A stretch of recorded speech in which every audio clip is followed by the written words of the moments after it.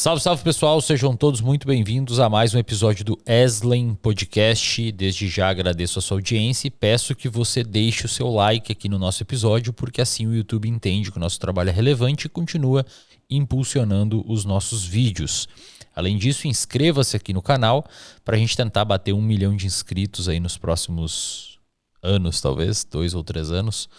E a sua inscrição é importante porque 50% das pessoas que assistem aos episódios não estão inscritas no canal.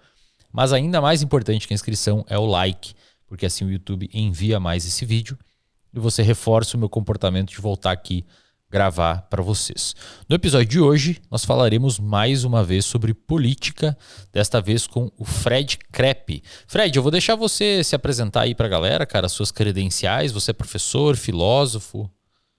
Então, eu queria, primeiro agradecer, obviamente, é uma satisfação estar aqui conversando contigo. É muito bom poder conversar dessas ideias, conversar de política, um tema que eu gosto bastante, inclusive, que eu tenho meio que até um hiperfoco nisso, que está em alta esse termo, inclusive hoje, Eu sou professor de filosofia do ensino médio em Minas Gerais. Eu sou formado em filosofia, tenho mestrado em filosofia também. A minha formação em filosofia, ela é meio eclética, porque eu fiz a minha monografia sobre a filosofia política do Platão, relacionando a filosofia política e o conhecimento do Platão, e eu fiz o meu mestrado em teoria do conhecimento, em filosofia das ciências humanas e tudo. Eu fiz também um tempinho de psicologia também, eu não cheguei a formar, eu fiz 3 anos e alguma coisa de psicologia antes, aí eu troquei para filosofia. Inclusive minha mãe ficou revoltada com essa troca. Eu entendo perfeitamente a revolta dela, Quando a gente entra na escola, a gente percebe um pouquinho. E aí eu troquei, fui para filosofia. Eu sempre participei de política, Eu sempre tive muito interesse, sempre gostei de conversar sobre política. Participei desde o início da universidade em movimento estudantil, participava de construção de centro acadêmico, de diretório acadêmico. Cheguei a me organizar, a participar de campanha na minha cidade, depois eu participei de campanha nacional.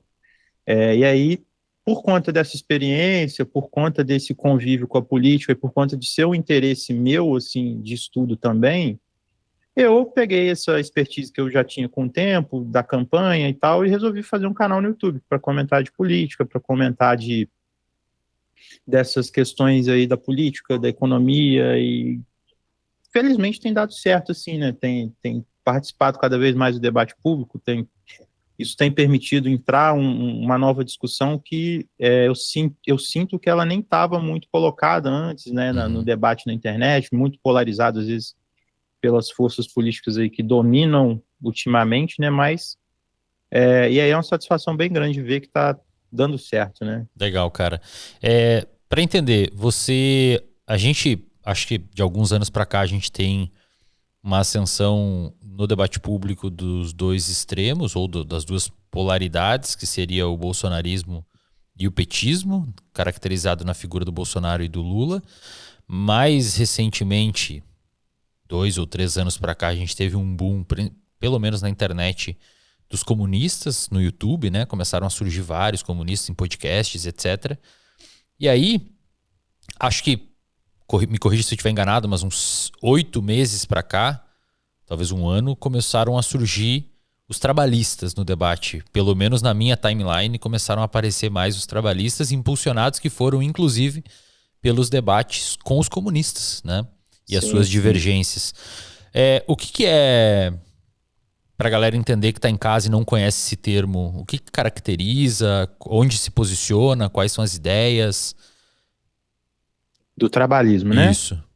Então, o trabalhismo, é até uma coisa muito boa, o trabalhismo está em alta hoje no debate público, ele está podendo ocupar esse espaço, porque, igual eu comentei lá naquele debate, lá no 3 contra 3 contra os comunistas, eu acho que isso não é nem uma questão polêmica, assim, o trabalhismo, a ideologia política trabalhista foi a ideologia mais bem sucedida da história brasileira, isso a gente vê pelos números, A gente vê pelo momento histórico que o trabalhismo hegemonizou a política brasileira, e que ele foi derrubado, ele precisou ser derrubado com um golpe militar em 64 para não concretizar as reformas que culminaram ali naquele processo trabalhista, do trabalhismo, E o que acontece? No geral, o trabalhismo mais generalizado, assim, ele é uma uma vertente mais alternativa da esquerda, vamos dizer assim, no sentido de você ter ali no século XVIII a questão da Revolução Industrial, você tem aquela situação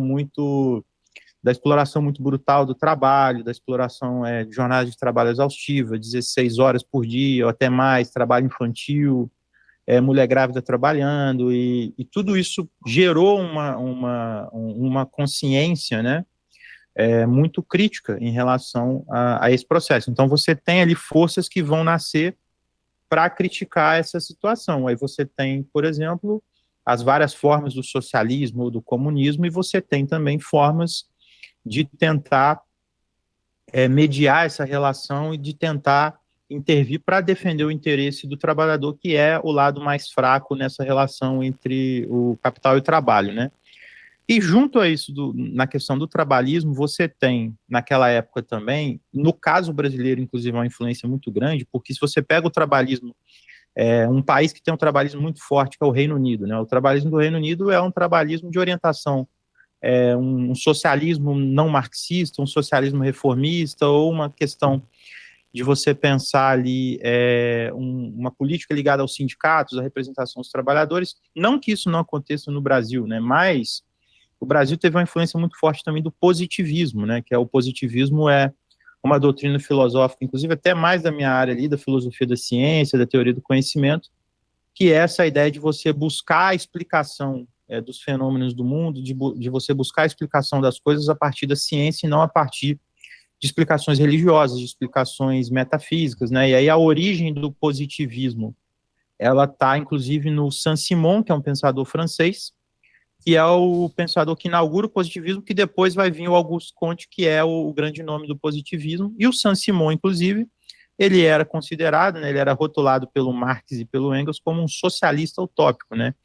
E nesse caso do positivismo, você tem essa influência do Saint-Simon no sentido de você ter a ciência como um progresso, como o progresso da nação, você ter a indústria como um progresso da nação, porque isso vai desenvolver a tecnologia, vai desenvolver as forças produtivas, e isso você redireciona a sociedade para poder, você redireciona as forças da sociedade em torno de um projeto de industrialização e de desenvolvimento para poder avançar em gerar maior riqueza e em garantir mais prosperidade, junto a essa questão de você pensar na defesa do trabalhador, porque aí também o trabalhismo, ele tem essa influência positivista, ele tem uma influência muito forte da doutrina social da igreja, que está muito ligada a Rerum Novarum, né, que é a encíclica do Papa Leão XIII, que vai falar do direito dos trabalhadores, que vai falar da questão social, que é quando a igreja católica vai falar dessa questão, que é a questão social.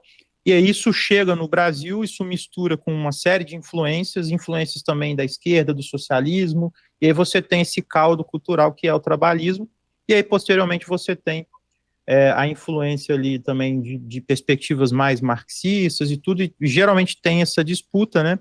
Mas de certa forma o trabalhismo é isso. E aí, em termos políticos, o trabalhismo ele tem alguns marcos aqui no Brasil. A gente tem a Revolução de 30 com Getúlio Vargas, a gente tem aquele período que ficou conhecido como a República Populista, que você tinha de 45 a 64, um partido como o PTB, que era o grande partido trabalhista, que era o partido que hegemonizava a política brasileira naquela época, seja no sentido de ter mobilização popular, de ter ligação com sindicatos, seja no sentido dele ter uma agenda política para o Brasil, uma agenda de reformas que depois ela vai culminar nas reformas de base do João Goulart, que foram derrubadas, inclusive, né, pelo golpe em 64. Então, o trabalhismo incorpora várias dessas reflexões, dessas influências, e no caso brasileiro ele incorpora muita coisa da cultura brasileira, ele incorpora muita coisa da sociedade brasileira. A questão da defesa dos indígenas é uma questão que o trabalhismo sempre teve também muito forte. Então, por exemplo, o Parque Nacional do Xingu foi uma criação do Darcy Ribeiro, a pedido do Darcy Ribeiro para o Getúlio Vargas, por exemplo, e isso já está colocado, né, na história do trabalhismo. Então, ele vai incorporando isso, ele vai virando essa doutrina que hegemonizou, né, a política brasileira até 64. E aí, depois da ditadura, como é que ele se deu ali quando findou, teve a redemocratização? Quais foram os expoentes que assumiram e como é que está hoje, assim, o representante, digamos que, principal? Então, aí já começa a fase mais de decadência, né? Porque em 64, o golpe ele foi muito direcionado para o trabalhismo, porque o trabalhismo ele tinha uma perspectiva política, ele tinha uma linha que era muito popular, era o nacionalismo popular. E era um nacionalismo popular de mobilização, de engajamento da população. Então, a democracia que se tinha sob a hegemonia do trabalhismo era uma democracia mais energizada.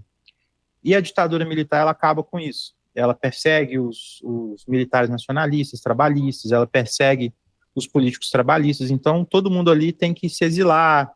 E aí o João Goulart ele se exila, o Brizola se exila. E aí, naquele momento, o Brizola era a grande figura que estava despontando como uma nova liderança do trabalhismo. Né? O Brizola tinha sido governador do Rio Grande do Sul até 62, e de 62 para frente ele se elege deputado. Se eu não me engano, já era o estado da Guanabara, e ele se elege pelo estado da Guanabara, e ele já estava em vias, ali, inclusive, de ser candidato a presidente em 65, né? E depois da redemocratização, você tem uma divisão dentro da esquerda brasileira entre o PT e o PDT, né? Que eram as duas grandes forças que saíram ali da ditadura. O Brizola ele tenta refundar o PTB a partir da abertura da ditadura. Ele não consegue, a ditadura meio que faz uma manobra ali para poder tirar o PTB da mão dele, a sigla PTB, né? E aí ele funda o PDT como uma alternativa. Só que nesse momento você já tem ali novas forças políticas, o sindicalismo do ABC, muito por conta desse processo de industrialização muito desigual da época da ditadura. E nos anos 80 você tem essa disputa ali Lula-Brizola, e culmina lá na eleição de 89, em que o Lula vai para o segundo turno, vai coisa de 200 mil votos assim, na frente do Brizola, e ele meio que coroa esse processo de hegemonia da esquerda brasileira, e o trabalhismo ele entra num processo maior ali de decadência, né, porque ele já não consegue liderar, as principais referências já começam a olhar ali para o Lula, para o PT como uma alternativa mais viável, e o trabalhismo começa a entrar numa certa decadência. E aí ele retorna um pouco ao debate agora, especialmente a partir da eleição de 2018, com a candidatura do Ciro Gomes, que estava ali representando esse campo, foi candidato pelo PDT 2 vezes, reivindicando o legado trabalhista, e isso volta a ter uma certa militância, um certo resgate do trabalhismo, especialmente por conta do bom desempenho que ele teve naquela eleição. E aí isso acabou ajudando, né, esse processo de ressurgimento do trabalhismo. O Ciro é uma figura importante nesse ponto recente, justamente por conta disso, né? E aí ele tem meio que uma trajetória política meio conturbada, mas ele reivindica muito, muito do trabalhismo, muito do legado trabalhista, e isso ajudou a fortalecer esse campo, que também agora eu acho que é uma contradição também, porque embora em termos da internet esse campo esteja começando a ganhar uma certa projeção, em termos políticos ele já volta também num processo de decadência, de enfraquecimento. Mas essa questão da internet é boa porque isso pode gerar uma nova onda, né? Um novo resgate. Por que vocês acham ou você acha que o trabalhismo começou a aparecer para a galera na internet, pelo menos no debate da internet? O que você acha que não necessariamente chamou atenção, assim, mas que espaço que vocês ocuparam que estava deixando um vácuo pela esquerda petista ou a esquerda hegemônica ali, pelos comunistas, e claro, o fato da direita nem precisa comentar porque não compactua das mesmas ideias, mas que espaço dentro do campo da esquerda vocês acham que o trabalhismo está ocupando que estava vago?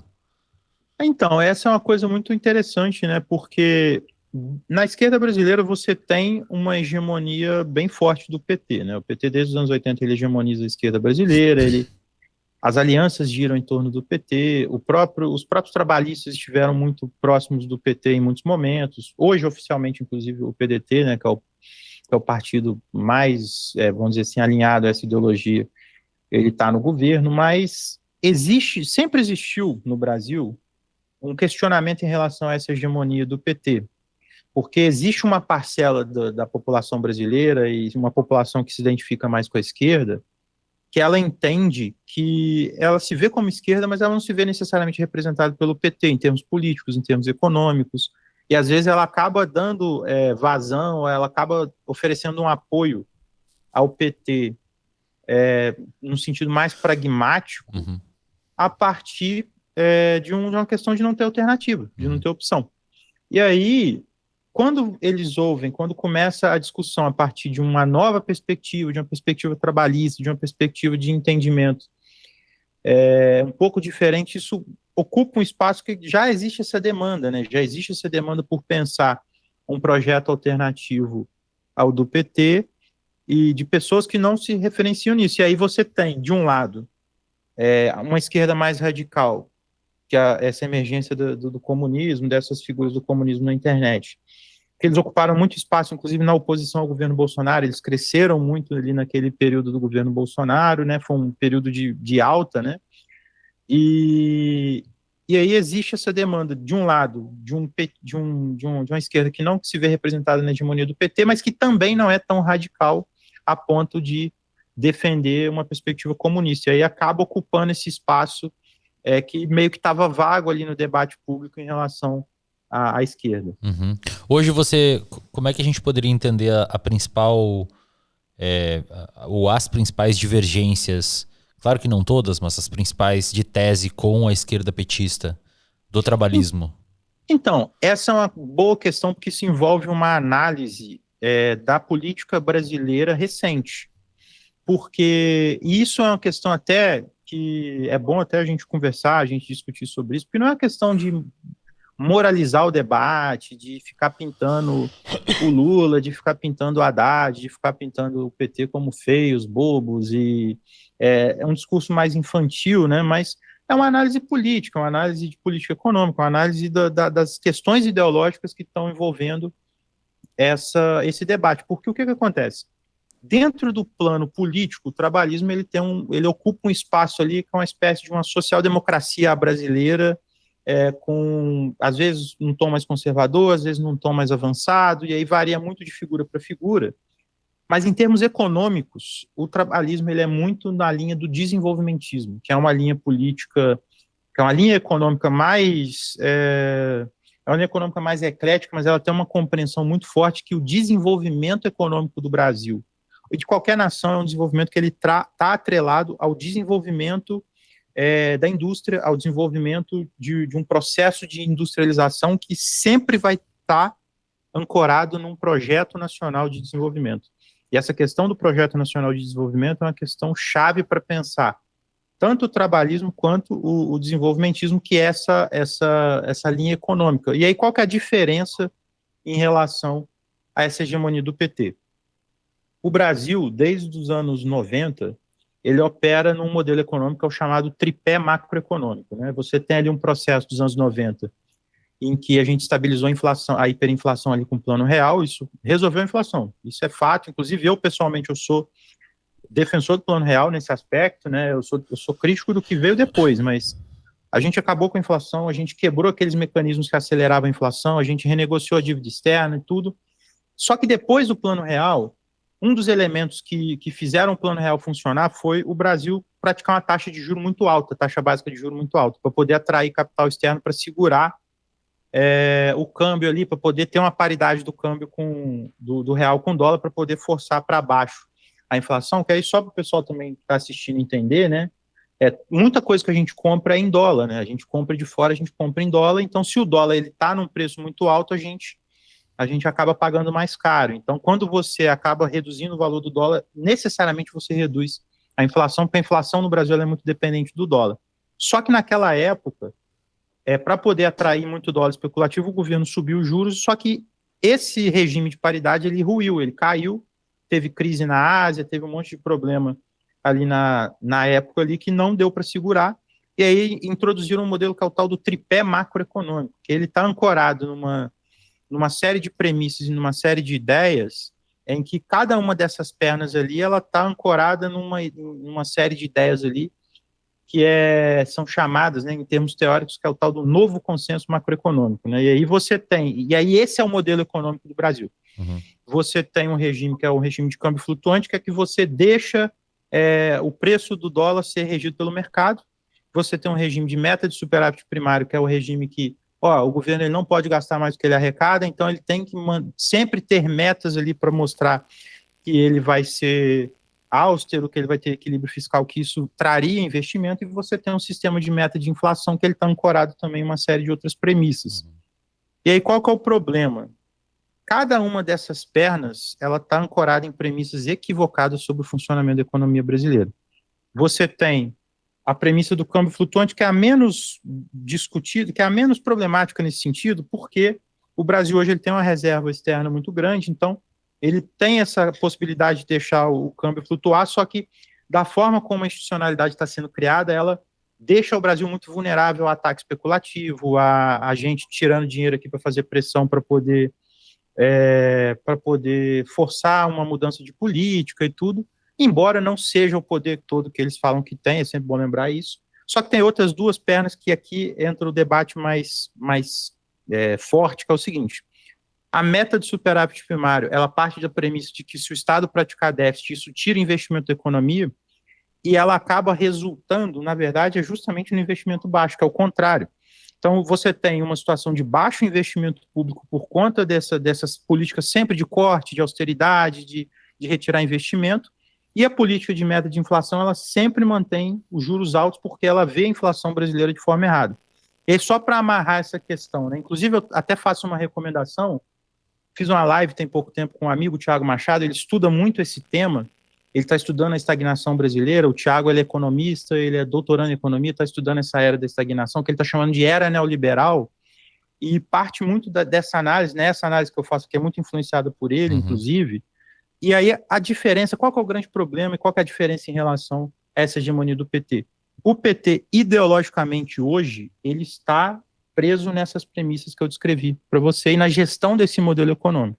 Então, qual que é o grande problema? O problema é, nós temos uma economia brasileira hoje que desde os anos 90, ela cresce muito pouco, ela teve um período breve ali nos anos 2000 de crescimento, em que a gente teve um crescimento maior, uma atividade econômica maior, mas isso já passou, e o que a gente vê em termos de crescimento econômico é algo muito baixo, uma estagnação, e essa estagnação ela gera um mal-estar e uma crise social muito forte, e aí isso faz com que a gente tenha que se colocar numa posição até mais crítica em relação à gestão desse modelo econômico para mostrar que ele é um dos elementos centrais dessa crise, desse mal-estar com a situação política no Brasil, com a democracia no Brasil.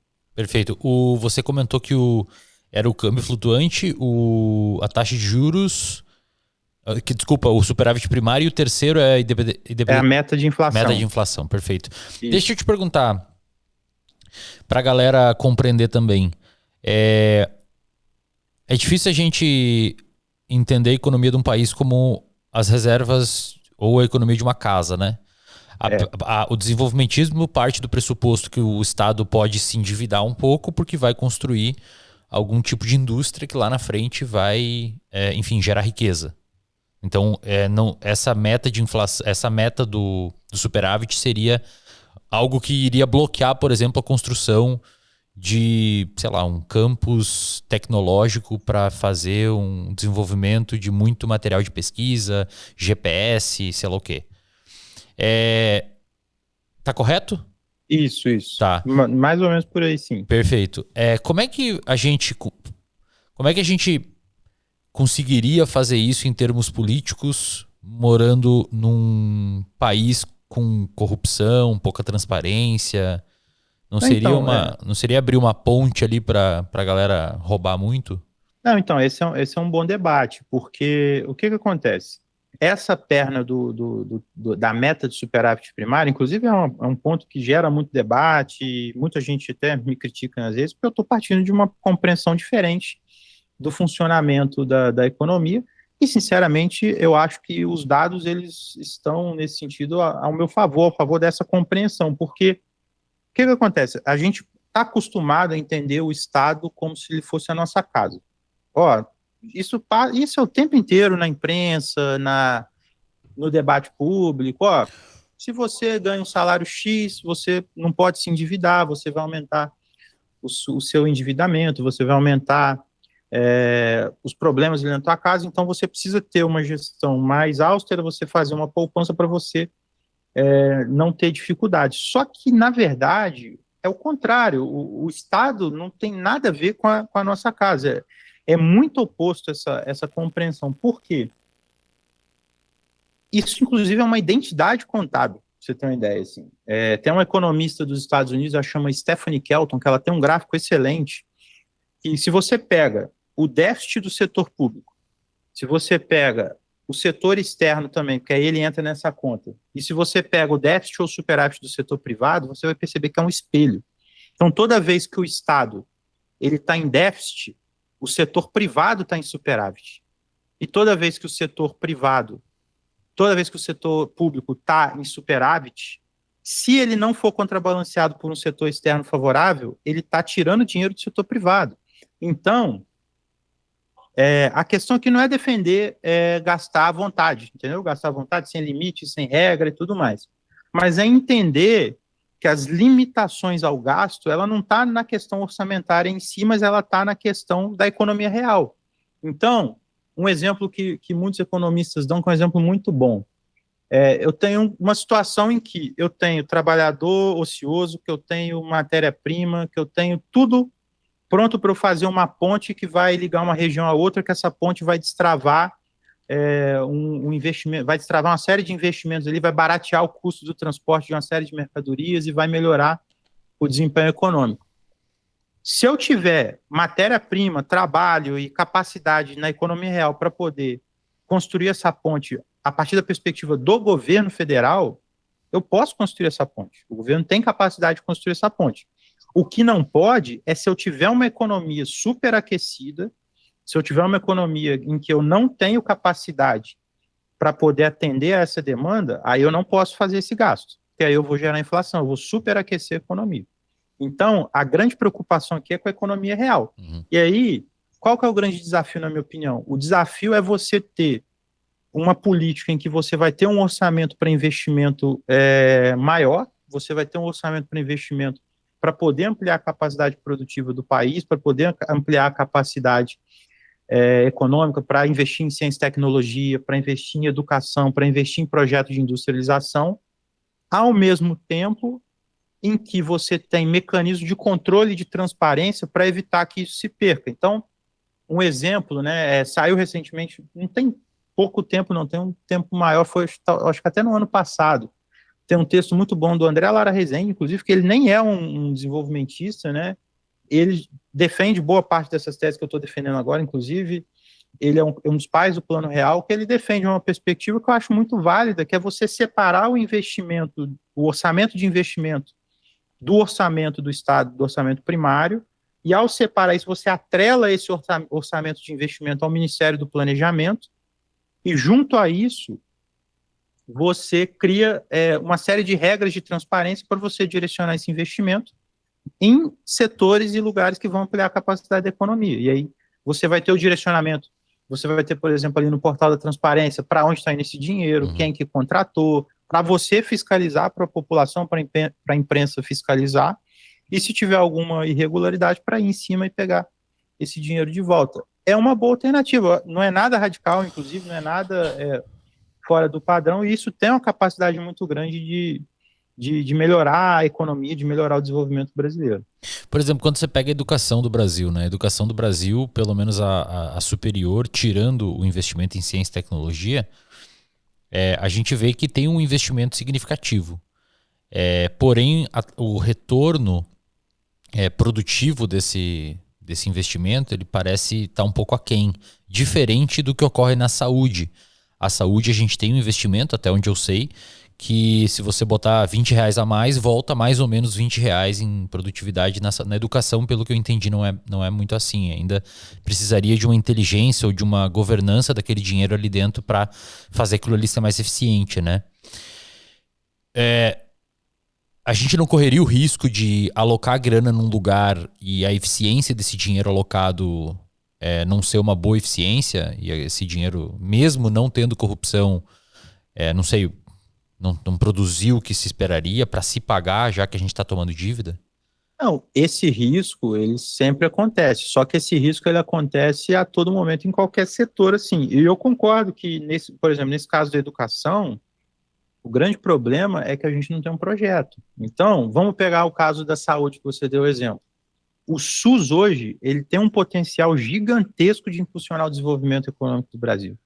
Gigantesco. O Brasil, ele tem, ele pode gerar ao lado do SUS ali uma indústria muito forte, uma indústria química muito forte, de fármaco. Ele tem como gerar indústria de equipamento, de raio-x, de tudo que você pode imaginar. Pesquisa. Do SUS demandando compra pública das empresas, e aí você casa isso, o SUS com as universidades, e dentro das universidades você ainda pode usar o Estado para organizar os estudantes para que eles sejam os futuros empreendedores. As pesquisas também. Para eles criarem essas empresas que vão fazer esses produtos que o SUS vão demandar, para depois eles disputarem mercado em outros lugares do mundo, disputarem aqui na América do Sul e tudo mais. Isso impulsiona o desenvolvimento econômico do país. E aí, a grande questão nesse caso da educação é a questão de você investir bem dentro de um projeto, porque se você pega a educação brasileira hoje, você já tem um problema que, no sentido da educação superior específico, já há uma queda constante de investimento, isso já vem acontecendo desde 2014, se eu não me engano, e aí eu comento, né, eu falo, quem tiver dúvida, para ir no site da Andifes, que é a Associação dos Diretores do Ensino Federal, né, das instituições federais de ensino superior. A Andifes, ela tem um painel orçamentário que, se você ver ali, desde 2014, você tem o orçamento caindo, assim, do ensino superior no Brasil.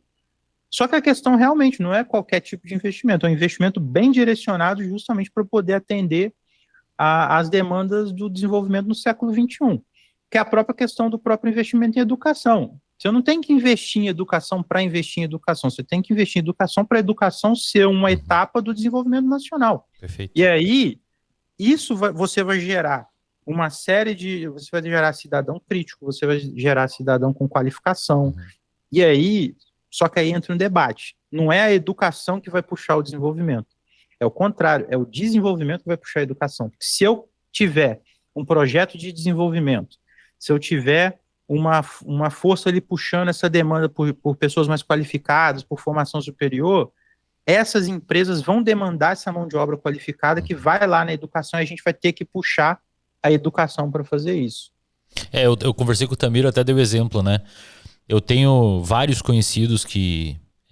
eu, por exemplo, estudei em escola pública no ensino fundamental, estudei em escola pública no ensino médio, só que eu fiz graduação numa privada, mas depois fiz mestrado e doutorado em instituição pública, na UFSC, né? Mas eu tenho amigos que estudaram a graduação também numa universidade federal, comeram no restaurante universitário, fizeram mestrado, ganharam bolsa de mestrado, às vezes moraram na morada estudantil, fizeram doutorado com bolsa, 4 anos. O cara ficou até os 27 anos da vida dele estudando com investimento público, só que aí ele se graduou doutor em engenharia de software e foi embora para os Estados Unidos, porque não tem mercado aqui para essa pessoa, né? Aí ele desenvolve uma tecnologia lá, a gente tem que importar a tecnologia de um cara que a gente educou ele. A gente gastou dinheiro para educar o cara durante 30 anos e ele vai produzir um negócio fora. Exatamente. Esse é o nosso drama. Pô, tá louco, cara. É bizarro, assim, é um negócio que... Não, isso porque ele ainda arrumou emprego. O caso clássico do engenheiro dirigindo Uber, né? Que também a gente já virou uma espécie de...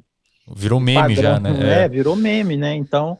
É justamente por causa disso, porque a estrutura porque isso, inclusive, é uma das coisas boas, uma das contribuições do desenvolvimentismo para o debate da política econômica, da análise do país, é que a estrutura econômica do país importa na hora que você vai analisar a riqueza ou não de um país. Então, se eu tiver um país que ele tem o mesmo volume de PIB, por exemplo, do Brasil, mas se esse país ele for muito mais industrializado, esse país está numa situação muito melhor, porque ele está demandando mais mão de obra qualificada, a renda dessa população, muitas vezes a renda per capita ela pode ser maior, então a gente tem que analisar a economia do país a partir da estrutura econômica dele, e é essa estrutura que vai gerar essa demanda por mão de obra qualificada. Esse é o drama do nosso subdesenvolvimento, da nossa dependência, porque quando a gente não investe e perde esse investimento, a gente investe, o cara vai para fora e ajuda a desenvolver o país dos outros. Exatamente. A gente tem que comprar o bagulho do cara, né? Que ele desenvolveu. Quando a gente olha esse debate, o Fred, o debate ele parece ser maniqueísta, assim, tipo, ou a gente não fura o teto e faz superávit, ou vai ser uma gastança desgovernada. Que é o que eu vejo hoje no grande debate. Não pode ter teto. Ou tem que ter, porque senão vão gastar horrores. A perspectiva que o trabalhismo e o desenvolvimentismo, né, trazem parece ser uma perspectiva mais sóbria. Tipo assim, tem que...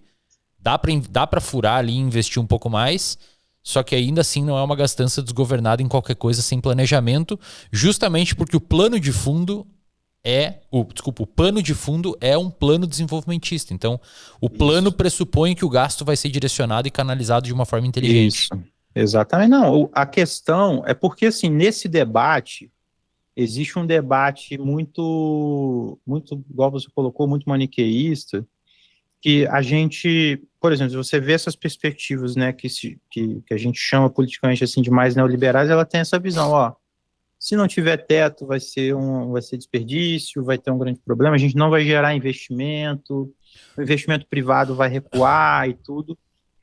É uma perspectiva que ela em tese, ela está errada, ela não descreve muito bem a relação das coisas, mas eu também não posso vir com a outra premissa, que é o seguinte, olha, beleza, mas eu vou gastar para quê? Eu não posso gastar para qualquer coisa, eu tenho que gastar para impulsionar o desenvolvimento do meu país. Eu tenho que gastar para investir em escola, eu tenho um sistema público de saúde, então vou usar esse sistema público de saúde para desenvolver a indústria ali ao redor dele. Eu tenho uma série de potencialidades aqui no Brasil, eu tenho uma série de estruturas para impulsionar isso, eu posso fazer isso, às vezes não envolve nem um gasto público tão exorbitante assim. Se você pega o gasto em ciência e tecnologia no Brasil, ele é muito baixo. Nossa, e aumentar esse gasto de ciência e tecnologia não seria nada absurdo, não seria nada fora do padrão. E aí a questão é a legitimidade política disso. Por quê? Se eu caso isso dentro de um projeto de desenvolvimento, e esse projeto de desenvolvimento as pessoas começam a ver os resultados, elas vão entender por que esse gasto está sendo feito e por que ele está sendo... E aí elas vão defender isso, na verdade. Aí você começa a virar um pouco a percepção das pessoas. É que o caso da ciência e tecnologia, que é um caso mais caro para mim, porque eu fiz mestrado e doutorado, inclusive esse podcast aqui é uma forma de retribuir a sociedade por ter possibilitado eu estudar no mestrado, que na época eu só consegui sobreviver aqui em Florianópolis porque eu tinha bolsa e comia no restaurante universitário, então eu trago vários professores aqui para tentar trazer a universidade para fora da universidade, dos muros, né? Cara, é assim, é assustador, Fred, o que a gente vê dentro do campo é assim, muito assustador. É prédio caindo, os pedaços, não tem ar-condicionado, você tem que...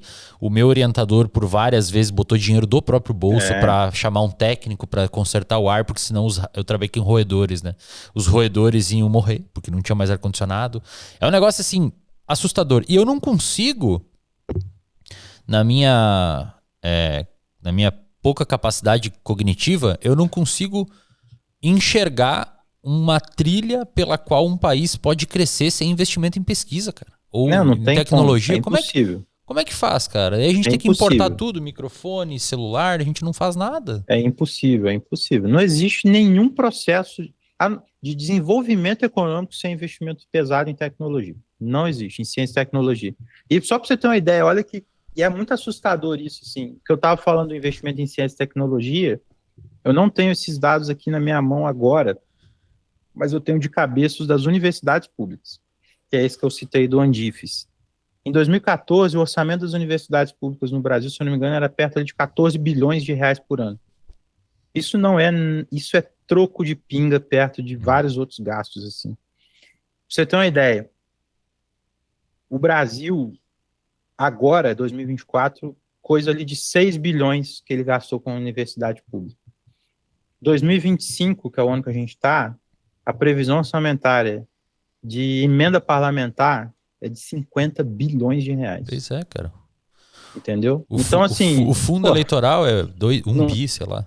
Daqui a pouco tá igual e vai ao fundo. aumentar, né, cara? E vai aumentar. E aí a gente fica assim, tem dinheiro, cara. É lógico que tem dinheiro.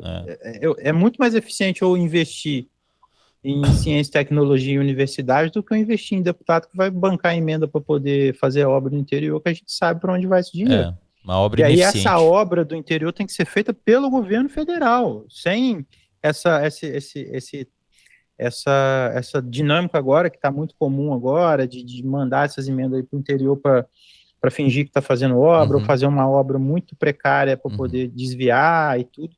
E é isso, inclusive, que gera muito desgaste da população com a política e com essa discussão maior de investimento, né? Só que ainda tem outras coisas até piores, assim, né? Por exemplo, se você pega a, a questão do quanto que o Brasil pagou de juros no ano passado, né? De remuneração de título da dívida pública. A gente pagou R$ 1 trilhão no ano passado. Se a gente pega os relatórios do Banco Central no intervalo de um ano, é coisa de R$ 1 trilhão. Então, assim, é isso. Isso também é outro gasto que uhum, está que tá impulsionando uma distribuição de renda ao contrário, uhum. que é uma distribuição de renda em que você corta do pobre muitas vezes para poder falar que vai reduzir a dívida, e você joga nessa taxa de juros exorbitante por conta dessa institucionalidade que a gente herdou desse modelo econômico. E aí, só para, inclusive, já blindar de uma possível crítica que pode surgir no futuro, né? Aí eles vão falar assim, ah, não, mas essa taxa de juros é porque o Estado brasileiro gasta muito e tem déficit e tudo mais. Essa é uma premissa deles também, inclusive é uma premissa que é compartilhada tanto pelo que a gente chama dos neoliberais, como pela equipe econômica do governo federal, dicas de passagem. Por isso que existe esse debate sobre se a política econômica do governo é ou não neoliberal. E aí, só para você ter uma ideia, o Brasil, a tese deles é essa, ó, se você pratica muito déficit, você tem que aumentar a taxa de juros, porque você está drenando dinheiro de circulação da economia. Essa tese, se você pega o Brasil perto das principais economias do mundo, o Brasil é uma das economias que tem o menor déficit público de todas. O menor, do déficit primário que chama. Se você soma os juros, aí sim você tem o maior déficit, porque aí tem a diferença entre o déficit nominal e o déficit primário. O nominal é quando você introduz o elemento dos juros ali nessa conta. Então, hoje, o Brasil tem uma das. Eu vi isso no relatório do Bank of America, inclusive. Se você pega as principais economias, o déficit primário do Brasil é muito baixo e os juros é muito alto. E aí, para você ter um outro dado, uma outra ideia é um dado que ele ainda precisa ser atualizado, que já tem um tempo, mas entre 1997 e 2014, o Brasil ele acumulou de superávit primário 1,6 trilhão de reais. Sabe quanto que a gente pagou de juros nesse mesmo período?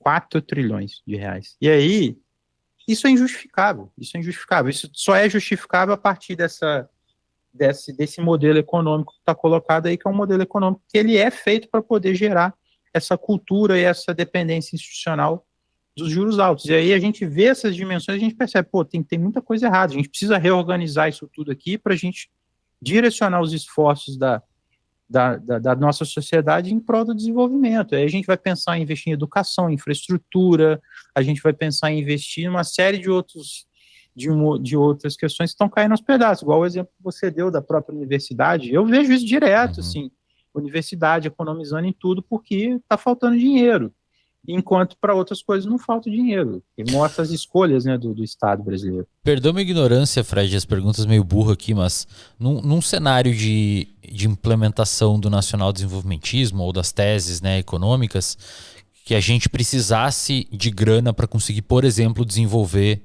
alguma questão tecnológica, construir alguma obra muito grande e tal. Como é que a gente conseguiria arrecadar essa grana sem emitir títulos, né? E no caso aumentar ainda esse rentismo, ou sem aumentar impostos, que não sei se é uma coisa muito impopular. Não, então, esse é uma outra perna desse debate, assim, porque o gasto público, na verdade, ele não, igual eu comentei lá mais atrás, o nosso orçamento doméstico, ele não, o gasto público é diferente do nosso orçamento doméstico. Então, quando a gente gasta, e aí isso é muito contraintuitivo, mas é uma descrição, inclusive, eu não estou defendendo que seja assim, eu estou descrevendo. Toda vez que o Estado gasta, ele está criando dinheiro. Então, em tese, ele não tem esse problema orçamentário, ele pode ter um problema econômico, no sentido de, ó, estou investindo demais no setor da economia que já está superaquecido, eu estou gerando inflação. Agora, existe um problema político para você fazer esse debate. E aí, o que eu pessoalmente defendo, assim, eu acho que a gente tem que conscientizar a população sobre isso. E aí, inclusive, eu deixo até uma recomendação de um artigo muito bom do Franklin Serrano e do Caio Pimentel, que chama Será que o dinheiro acabou? Que eles vão descrever como que funciona o gasto público, taxa de juros e toda essa discussão dentro da economia brasileira.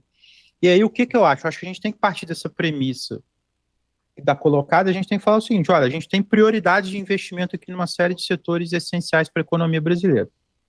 E essa prioridade aqui, a gente pode cobrir isso aumentando a arrecadação de um lado, em setores ali que paga pouco imposto e tudo mais.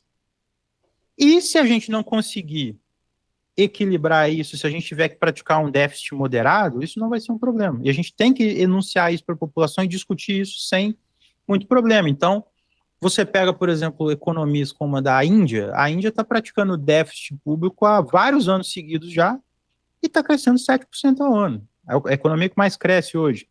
A China pratica déficit público há 30 anos. E ela também mas aí acho que entra a parada de ter um plano, né? Exatamente. Parece que a Índia e a China eles estão gastando de um jeito inteligente, não é daqui 4 anos vai mudar e desconstruir tudo que foi. Eles têm essa questão do plano. Mas ainda tem uma outra questão aí também que dá para fazer esse debate, que é o seguinte: a atividade econômica, ela responde ao investimento público. Então, se eu tenho uma ampliação do investimento público, eu vou ter uma ampliação da arrecadação do Estado via ampliação da atividade econômica. Então, pode ser até que eu tenha uma situação em que eu aumente o investimento e eu tenha um aumento da arrecadação, eu tenho até um superávit primário. Aconteceu isso no Brasil na época do governo Lula. Porque o que aconteceu ali? Inclusive, esse é um tema da pesquisa do Tiago, que eu comentei mais cedo, né?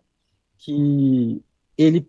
Por que existe essa discussão, né? O que fez a economia crescer naquela época?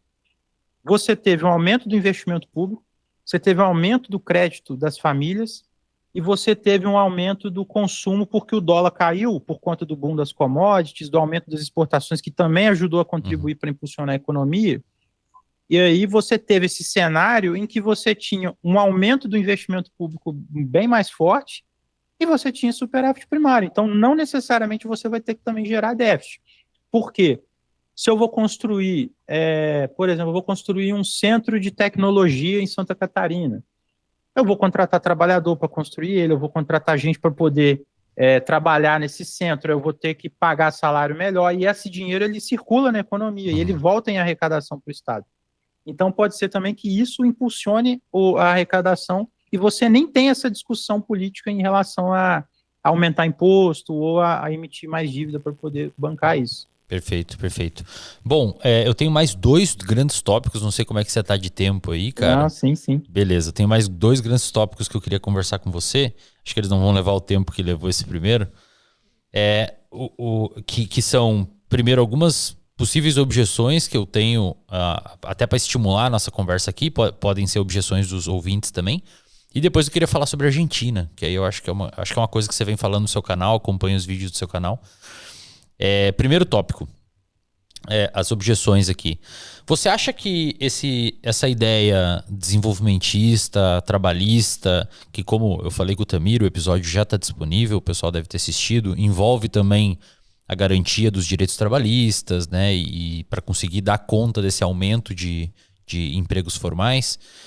Você acha que isso tem boa adesão num 2025 globalizado, líquido, online? Sei lá como é que a gente pode definir. Então, depende da forma como você faz esse debate. Por isso que eu defendo uma perspectiva de um exercício muito forte de politização do debate para a gente conversar sobre esses assuntos, né? Então, uma coisa que eu sinto muita falta dentro do debate da esquerda brasileira hoje é o debate sobre desenvolvimento. De você pensar o Brasil como um país desenvolvido, de você botar isso no imaginário das pessoas e falar, olha, gente, a gente quer aqui uma situação em que a gente leve saneamento básico para todo mundo e projetar isso na imagem das pessoas, na mente das pessoas, para que elas percebam esse projeto, né? uma figura que eu acho que é muito vilipendiada, às vezes, injustamente no Brasil, que eu acho que foi um dos grandes presidentes que o Brasil teve, foi o Juscelino Kubitschek. O Juscelino Kubitschek, né, ele tinha essa ideia do Brasil industrializado, forte e tudo. Eu acho que a gente tem que retomar isso, assim, de certa forma. Ele não era necessariamente um trabalhista, embora ele fez aliança com os trabalhistas ali, ele fez aliança, inclusive, até com os comunistas na época, né? E ter isso na mente das pessoas hoje, para a gente botar na cabeça das pessoas, ó, a gente já teve um período da nossa história que a gente pensou e que a gente pensou grande, que a gente queria se desenvolver, a gente tem que voltar a pensar grande também, corrigir os erros que a gente teve no passado, corrigir os problemas que a gente teve na época, para a gente poder dar esse salto em direção a reduzir analfabetismo, a levar saneamento básico, a fortalecer a saúde pública. Então, conectar sempre esse projeto a uma questão prática. Então, mostrar para as pessoas, ó, o que eu estou defendendo aqui, o que vai acontecer aqui na ponta, é você não ter que precisar ficar esperando um ano para marcar um exame no SUS.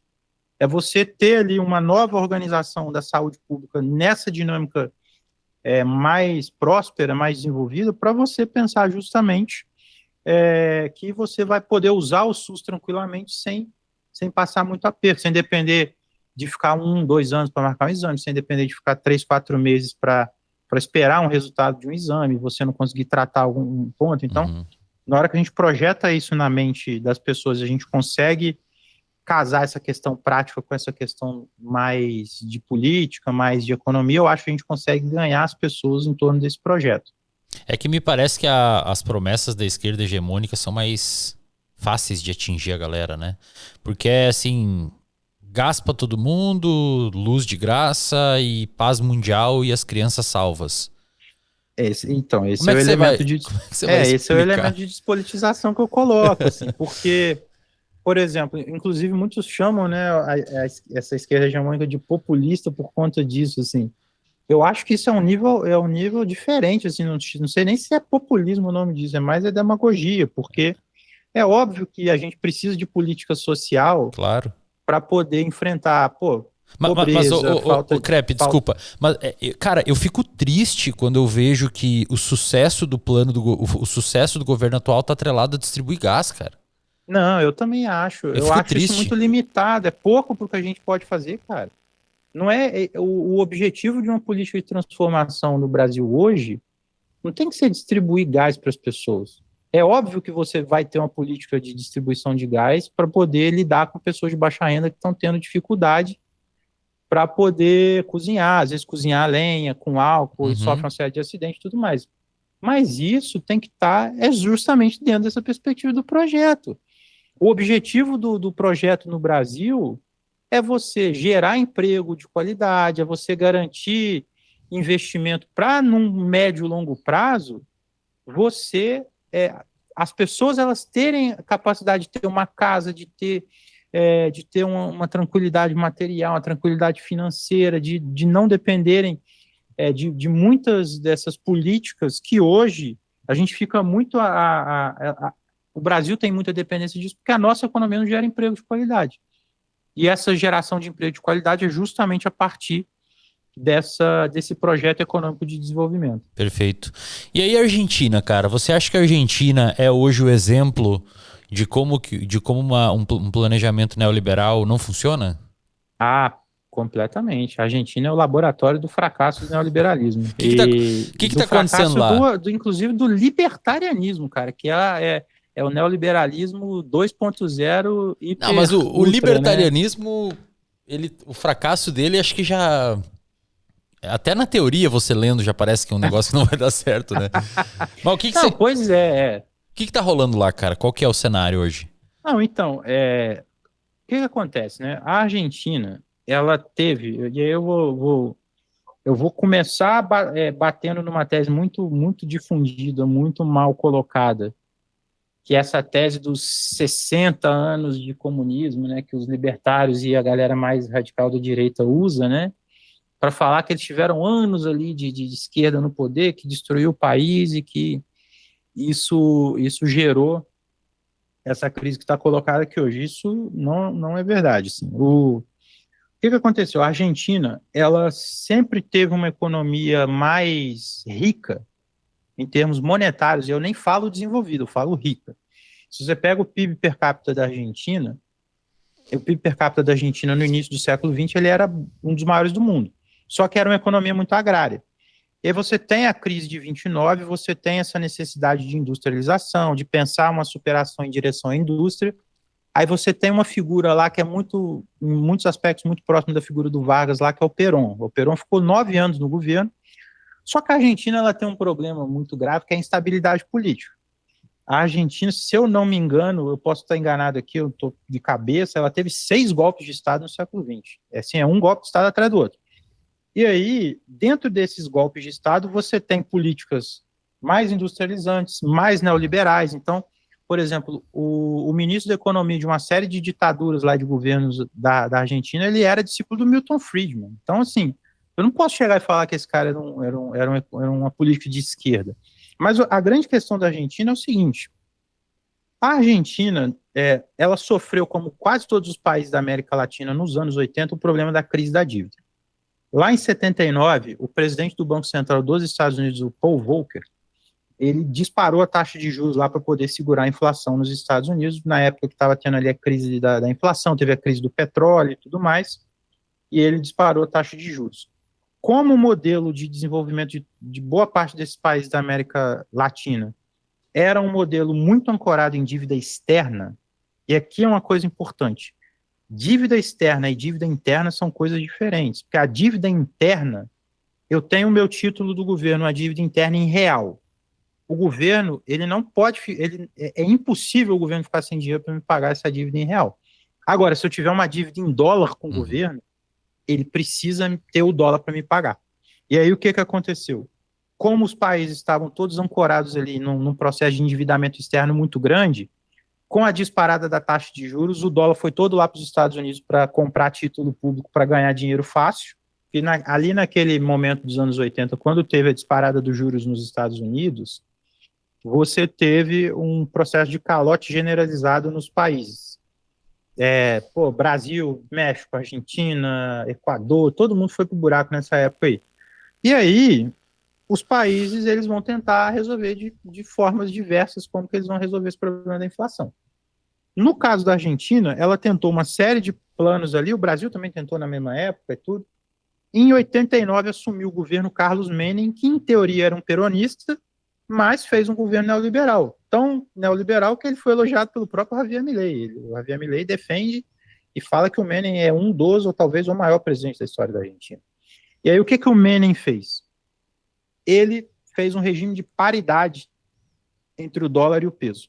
Então, cada peso, um peso vale um dólar. E aí o governo da Argentina estimulou isso. Esse tipo de dolarização realmente reduz a inflação. Por quê?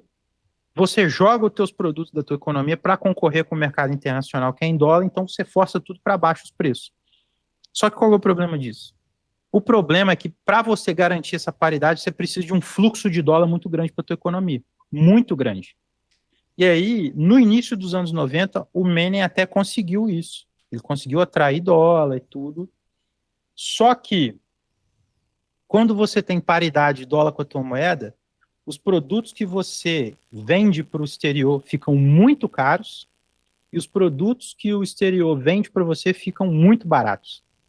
E aí isso gera um desequilíbrio muito grande nas contas externas, né, do país, e aí você acaba gerando um processo muito grande, inclusive, de desindustrialização.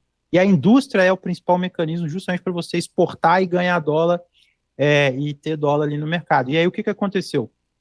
A partir da metade dos anos 90 para frente, a Argentina ela começou a ter uma série de déficits nas contas externas e eles não conseguiam manter essa paridade entre o peso e o dólar.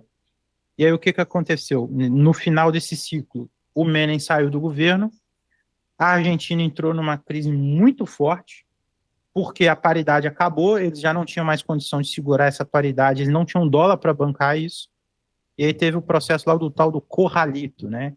A Argentina teve vários presidentes numa semana só, teve presidente fugindo da Casa Rosada para não ser linchado pela população, porque o governo foi restringir, o saque em dólar da população naquela época para poder segurar a demanda por dólar. E aí, o que acontece? Foi a primeira crise, a primeira crise já do século XXI, nesse caso, né, mais perto da gente. E aí você tem, os anos 2000, tem um momento um pouco mais de respiro ali por conta da situação externa, o mesmo boom das commodities que ajudou o Brasil também ajudou a Argentina, então a economia deles deu uma estabilizada ali e tudo mais, só que aí reverteu o ciclo de commodities, e eles não conseguiram reverter esse problema que eles tinham de fluxo de dólar, e eles não conseguiram reverter um problema muito sério deles, de dolarização da economia e de dívida externa muito alta. A Argentina ela tem um problema de dívida externa muito alta. Então, quando você pega só a dívida total da Argentina e compara com a economia deles e faz o mesmo com o Brasil, a dívida pública no Brasil é maior do que a da Argentina. Só que a nossa dívida é em real. Uhum. A dívida deles, menor do que a nossa, é em dólar e ela é muito alta para ser em dólar. E aí ela entrou numa espiral de crise. E aí, no segundo mandato, a partir do final do segundo mandato da Cristina Kirchner, você tem um aumento da inflação por conta desse desequilíbrio do dólar já que começou a pegar. Na mesma época, inclusive, que a gente teve a crise da Dilma, né? Isso ajudou, inclusive, no caso da Dilma também. E aí, o Macri, ele assume com uma série de políticas liberais e ele acha que ele vai fazer essas políticas liberais, que isso vai gerar dólar suficiente para estabilizar a economia da Argentina. E isso não deu certo. Aí o Macri, ele ainda amplia o endividamento externo da economia da Argentina, Ixi. uma economia que já estava altamente endividada, ele foi lá e aumentou esse endividamento. E aí ele também não conseguiu resolver. Aí vem o governo do Alberto Fernandes, também não consegue resolver, não muda muita coisa do que estava sendo colocado, não reverte a situação. Ele ainda pega dois casos graves, que é a pandemia, e aí você tem um desarranjo muito forte por conta da pandemia, e tua economia não tem dólar, meu amigo. Se você... É como se você estiver andando num carro sem amortecedor, qualquer coisa, qualquer buraquinho que tu entra, você vai se estrepar. E aí aconteceu isso. A pandemia bagunçou a Argentina, logo depois que ele assumiu, ele não mudou muita coisa em termos de política econômica, ele seguiu cometendo alguns erros que também já estavam sendo feitos antes, e tem uma seca em 2023 muito forte, que o agro da Argentina perde muito com essa seca e cai muito a produção, e eles também não conseguem vender isso para poder atrair dólar. Então, isso explode de novo, aí eles elegem o Milei. O Milei, na prática, ele defende um misto ali do governo do Menem com o governo do Macri. O governo do Macri, inclusive, os mesmos caras que comandavam a economia com o Macri comandam com o Milei, e ele vem nessa linha, ó, vou resolver o problema da inflação, vou resolver o problema da economia da Argentina, e a gente vai resolver isso fazendo um corte brutal de gasto aqui para a gente equilibrar as contas públicas, que esse equilíbrio vai gerar crescimento econômico. Só que isso também não aconteceu. E aí o que o Milei fez? Ele consegue, no início, ele dá um choque ali, que ele dispara preço de tudo quanto é coisa, porque o Estado tira um monte de subsídio, ele desvaloriza o peso, inclusive, para poder, porque o peso lá ele estava controlado também, né, era uma espécie de câmbio fixo. A inflação dispara no início do governo do Milei, mas depois ela começa a cair. Só que aí por que ela cai? O governo ele vai queimando e vai vendendo dólar no mercado para poder manter a cotação do dólar baixa. Só que para você vender esse dólar, você precisa que o dólar entre de outro lado. Uhum. E aí o que aconteceu? O dólar acabou. Aí, em abril desse ano, ele vai lá no FMI, pede mais dinheiro emprestado ao FMI, pede dinheiro emprestado ao Banco Mundial, aí eles mudam algumas políticas ali de controle cambial para poder atender a demanda do FMI, inclusive, não foi uma escolha do governo, foi uma obrigação do FMI, e aí as reservas deles acabam, eles pegam empréstimo, e aí até julho desse ano, fica mais ou menos ali, equilibrada essa questão da inflação, só que aí entra outro problema. O governo, para poder frear a demanda por dólar, ele aperta a economia real em termos de política monetária. Então, aumenta juros, aumenta os depósitos compulsórios dos bancos para poder diminuir a quantidade de dinheiro em circulação na economia e tudo mais. E aí, o que ele provoca com tudo isso? Ele provoca uma recessão econômica. A Argentina, hoje, ela já está em recessão econômica, ela teve uma recuperação no segundo semestre do ano passado e no primeiro trimestre desse ano. E aí, no efeito comparativo, por conta dela vir de duas quedas, É possível que, inclusive, ela tenha um crescimento econômico esse ano, porque ela veio de duas quedas e ela vem de um patamar mais baixo, só que um crescimento muito mais baixo do que eles estavam projetando. E a situação real, se você compara no início do governo com a situação atual, você tem uma situação de deterioração econômica muito forte. Aí o que acontece agora? O governo ele não consegue resolver o problema, ele não consegue atrair esses dólares, e o governo foi lá agora e foi pedir dinheiro de novo para os Estados Unidos, porque eles não conseguem. Porque todo o peso que circula na economia da Argentina, os caras vão lá e querem comprar dólar para poder se refugiar, para poder especular e tudo mais. E a Argentina, ela fica nessa crise, nesse processo. Vai ter eleição, né, para poder decidir agora o Congresso. Eles estão apostando muito nesse apoio dos Estados Unidos para garantir essa eleição, mas eu tenho muitas dúvidas se isso vai dar certo, até porque a situação deles é muito estrutural.